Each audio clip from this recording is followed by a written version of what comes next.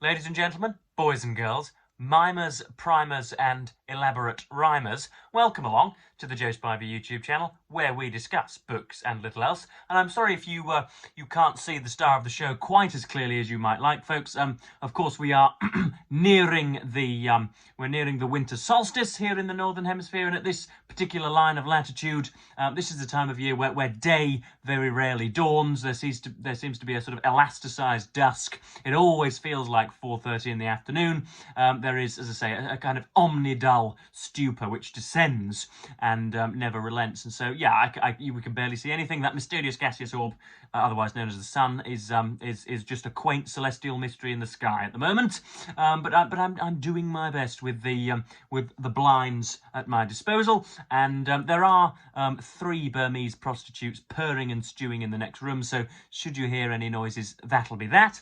Today, folks, as I'm sure the title denotes, we are looking at some of John Keats's poetry. But just before we do get into that, of course, I'm in a liminal period, which is why I picked up a poetry book in the first place. I very rarely will I go with a kind of Churchillian intentionality to a book of poetry. I will usually just pick it up when I've got 5 or 10 minutes, and so I'm between the Bostonians and Patrick Suskind's Perfume, which I will start later this afternoon. So I've been reading all sorts, and I've picked up, as per usual, James Wood's Serious Noticing, which is a collection of his essays. You can see there that this has been wrinkled by fluid, I should think, or wrinkled by a particularly robust journey on the bus, maybe. I don't know. But yes, this features one essay which I will recommend to you. It's titled Hysterical Realism and was... when was this actually released? I think it was 2000, was it? Was it in 2000? Yes, it was. This was written in 2000. And it is a pretty famous essay in critical circles, a notable essay in critical circles, alongside Orwell's on English use and employment, and Henry James's on Middlemarch, and a few others that you can, and Virginia Woolf's on Not Knowing Greek or whatever, and it is a very, very, very assertive but also kind and generous view of what he calls hysterical realism. That was his coinage, where it's not a cock-up but a cover-up, where character and Dickensian gargoyles have become so ubiquitous that that realism has gone altogether.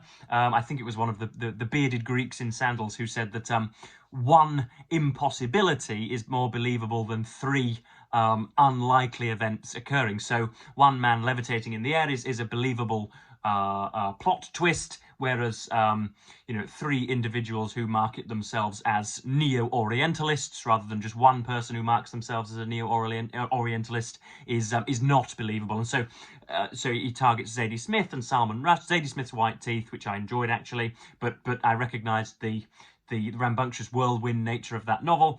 I think it's Rushdie's Midnight's Children and a bit of Don DeLillo. I think it's the underground Don DeLillo and others with hysterical realism of just cramming minutiae into their novels rather than having any deft, long-term, spiraled characterization. So that's very, very good. And if you want to read how to chin stroke and how to critique books, then James Wood's 2000 essay Hysterical Realism will do it for you. But today, this is the bulk of the video. This is Keats's selected poetry in a fine Penguin classic. The cover is depicts is titled "The Rising of the Skylark," and it's by Samuel Palmer, and it hangs in the National Museum and Gallery of Wales in Cardiff, I do believe. So that's a nice thing there. A very red picture. A soft red picture. I'm sure you'll agree. So yes, again, before we start, a few poetical structural caveats. I happen to have, as I've voiced on this channel before, a very staunch view of poetical form, and I can use an architectural analogy to aid me. So, for those of you who do not like rules and rhymes and don't like a poem to scan and think that hexameter and iambic pentameter and all the rest of it are just patriarchal impositions, then you're sadly misled, unfortunately, by the tendrils of woke globalism or whatever. I happen to believe that is the best way of going about it, rhyming and making sure that things, as I say, scan and adhere to a prearranged beat or whatever. Usually iambics in the English language, de-dum, de-dum, de-dum. And people say that is restrictive and, again, patriarchal and rather difficult, heaven forbid, and strips the fun out of both the writing and the reading of poetry. I would say mainly that you would like very much, if you were planning a party, would you not, folks, to bring in lots of alcohol and bring in your best friends and, you know, fidget behind the sofa or whatever, and have a, you know, play a pleasant word game, William Makepeace Thackeray, and play some Scrabble and have the television on and perhaps even, heaven forbid, listen to some music and jolly about in a jamboree all evening. But you'd quite like the roof to stay stable, wouldn't you? You wouldn't like the roof to cave in. In other words, you would like the person who had built the rooms and the chairs and the glasses of whiskey to have, as I say, adhered to prearranged forms, to have looked at blueprints and to have followed the plans. And that's indeed what metrical poets do. They follow plans, and yet they still are able to instill some fun into it. So that's a hell of a throat clearing. I actually did when I was once in a university seminar, I did hear somebody call you know, rhyme and meter and sonneteers just as I say, impositions of thoughtless patriarchy, and an otherwise learned and capable and pedagogical scholar who was, you know, well north of 50, and usually you would expect somebody who would happily have felled such nonsense, just nodded his head and agreed, not because he actually felt that rhyme and meter were patriarchal impositions, but because he knew that if he would have demurred, or if he would have shown even the slightest semblance of disagreement, he would have been plastered all over Twitter as a monomaniac, would have been strung up on a lamppost, and then his legs would have been cruelly severed from his body and then fed to his remaining relatives, or he'd have had to go job hunting in anywhere but Pyongyang of North Korea, I do believe. So yeah, there is some strange attitudes towards poetry. The modern fanciful nature of Zoomers seems to be that poetry consists of a line of anything at all, and then rather than completing that sentence, just move it down a little bit, and then you have a poem. It doesn't have to rhyme, doesn't have to mean anything, doesn't have to demonstrate even the most vague of meanings. But yeah, John Keats was a romantic, a second-generation romantic, who I would call a prototypical romantic, in that he was very talented but didn't come from an awful lot, and yet had bequeathed upon him something of a fortune, of which he never saw a kopeck during his lifetime, and was very, very talented, was latently talented, and yet saw very little critical acclaim directed his way during his life.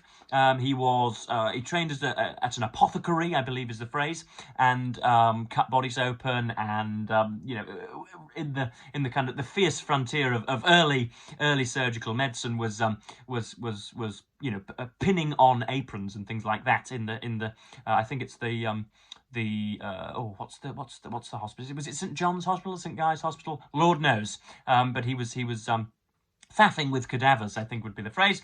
And yeah, 1795 to 1821, died of, I think, tuberculosis, untreated and undiagnosed tuberculosis. And that was him, unfortunately, folks. But yeah, we think of Keats, do we not? I do anyway, as the most limp-wristed and most whimsical and indeed wimpish or wimpy of romantics. You can see him starfished on the lawn, talking about babbling brooks and windmills and the neighing stables nearby or whatever. But he's an awful lot more serious than that. But yeah, I used to do a series called Venting with Verse, where I had an entire poem on here, and we, in a granular, methodical and slow way, went through the bits and bobs, you know, went through stanza after stanza, but we're not doing that today. This is we have about 7 or 8 to get through, and they're just they're small poems that I enjoyed. So yes, this is titled "O Solitude, If I Must With Thee Dwell," so this shows a hatred of the harsh urban landscape, which I'm sure was growing up all around him. "O solitude, if I must with thee dwell,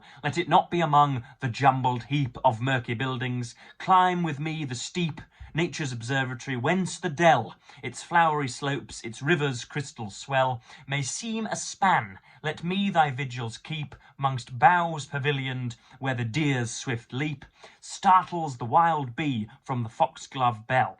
But though I'll gladly trace these scenes with thee, yet the sweet converse of an innocent mind, whose words are images of thought refined, is my soul's pleasure, and sure it must be almost the highest bliss of humankind, when to thy haunts two kindred spirits flee. Now, again, modernists or indeed modish individuals would say that, oh goodness me, the entirety of that poem didn't instantly reveal itself within the first 15 seconds. That means that it was the consequence of a white misogynist. Need to be batted into touch. You can see there that obviously it's written in an erudite and esoteric way, but you can just about hang on to the meaning, and then you can just listen to the beauty of it. I remember my old English teacher, Mr. Wilson. Hello, Andy, if indeed you are watching. Sockless and irreverent in any other way, would remark upon Shakespeare's sonnets and bits of Wordsworth, and indeed bits of Keats, as wonderfully impenetrable. In other words, you do not need to know just what's going on, but the mere euphony. For those of you playing Joe Spivey Verbal Bingo, euphony is worth 7 points this afternoon. For the mere euphony of the words, it's worth reading. This is a bit of a conundrum. This next poem was not published by Keats. I think at least 2/3 of the full collection in here did not see the light of day during his lifetime, and it was only in perhaps the mid-19th century, towards the 20th century, when biographers and collators of letter writing really started to gather his bits and bobs, then that we got all of this stuff, which was meant just for friends or minor patrons or a few old headmasters or whatever. So but this was not published by Keats in his lifetime. It says, written in disgust of vulgar superstition. And I'm not sure about this because it has at least 2 or 3 meanings to it, folks. It's not just, like I produced on Sunday, some sort of atheistic godless rant. It's got more to it. So here we go. The church bells toll a melancholy round, calling the people to some other prayers, some other gloominess, more dreadful cares, more hearkening to the sermon's horrid sound.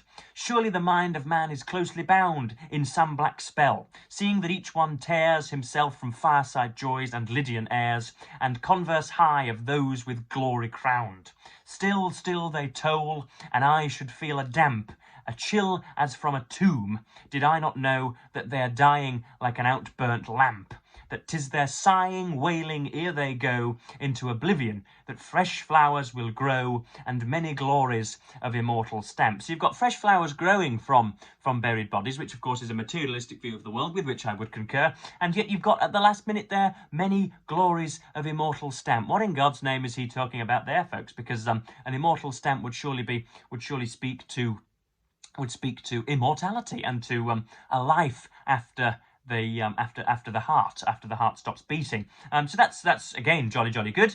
And I noticed an awful lot of enjambment, folks. If you're looking for some specificity, then here it is from your impish verbalizer. There's an awful lot of enjambment in these poems, which is essentially just a run-on line. It's French for running on or galloping or something, where you do not have a comma, and so the mind naturally goes very quickly from the end of one line to the start of another, and quite often, I think Byron does it terribly well in Don Juan, where you can faff about and dawdle about with meanings, and indeed tamper with the pace of the poem as well. Goodness me, if my old English teacher could see me now, she would be pullulating with praise. But next up, we've got the big poem Endymion, which I enjoyed, parts of which I enjoyed.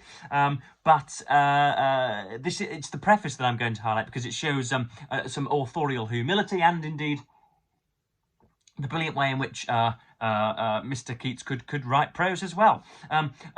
Knowing within myself the manner in which this poem has been produced, it is not without a feeling of regret that I make it public. What manner I mean will be quite clear to the reader, who must soon perceive great inexperience, immaturity, and every error denoting a feverish attempt rather than a deed accomplished. The first 2 books, and indeed the 2 last, I feel sensible are not of such completion as to warrant their passing the press, nor should they if I thought a year's castigation would do them any good. It will not. The foundations are too sandy. It is just that this youngster should die away. A sad thought for me, if I had not some hope that while it is dwindling, I may be plotting and fitting myself for verses fit to live.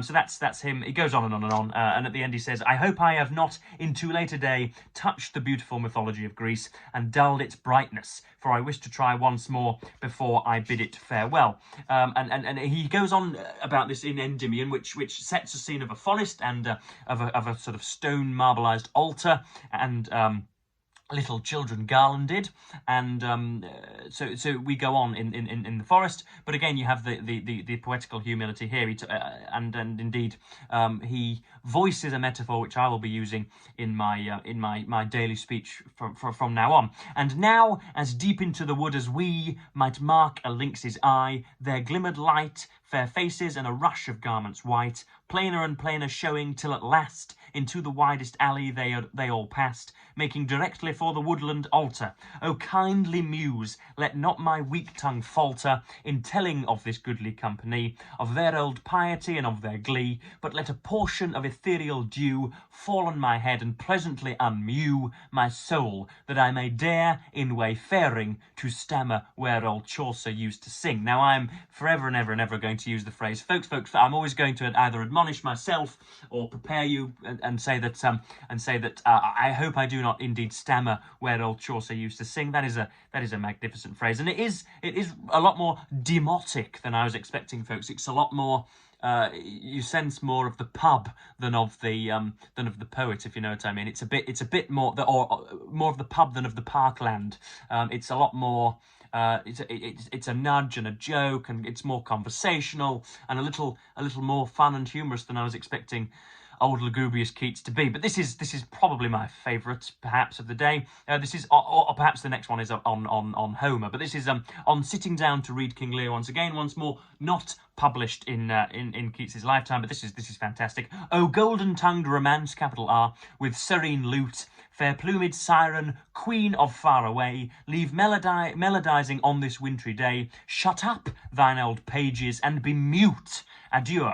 For once again the fierce dispute betwixt damnation and impassioned clay must I burn through. Once more humbly essay the bitter sweet of this Shakespearean fruit. Chief poet, and ye clouds of Albion, begetters of our deep eternal theme, when through the old oak forest I am gone, let me not wander in a barren dream, but when I am consumed in the fire, give me new phoenix wings to fly at my desire. Now you don't need to know who Siren is or who is the Queen of Far Away. You don't really need to know about impassioned clay and betwixt damnation, or indeed much of King Lear at all, to just to appreciate that poem and to realise that Keats is yearning for some of the Shakespearean powers in some of his own writing. And hopefully we have... Do we have the one on... we seem not to have the one on...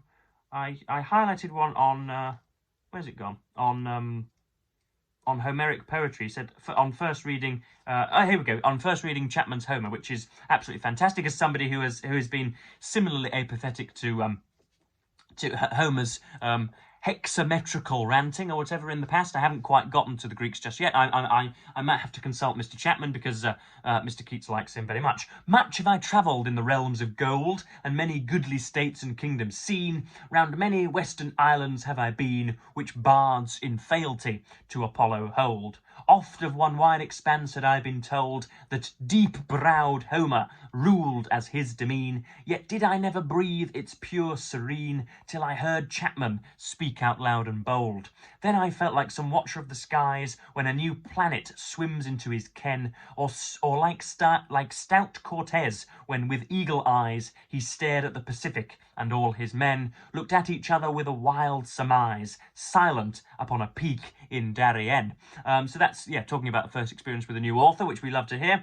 And also, again, you don't need to know about stout Cortez. He presumably was a Portuguese explorer of the exploring the New World, capital N, capital W, but you don't need to know about any of that. All you need to know is that it's beautifully phrased. Deep-browed Homer, how excellent that is. And then finally we have a poem on fame, which I butchered in the latter part of my video yesterday. This is the first of his small poems on fame, but it's again singularly fantastic.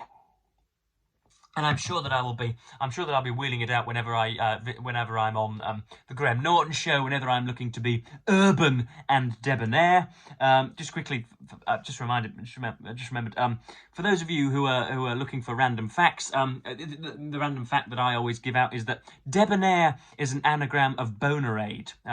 So I'll let that one settle with you, and as a result of which we'll press on to Keats's On Fame.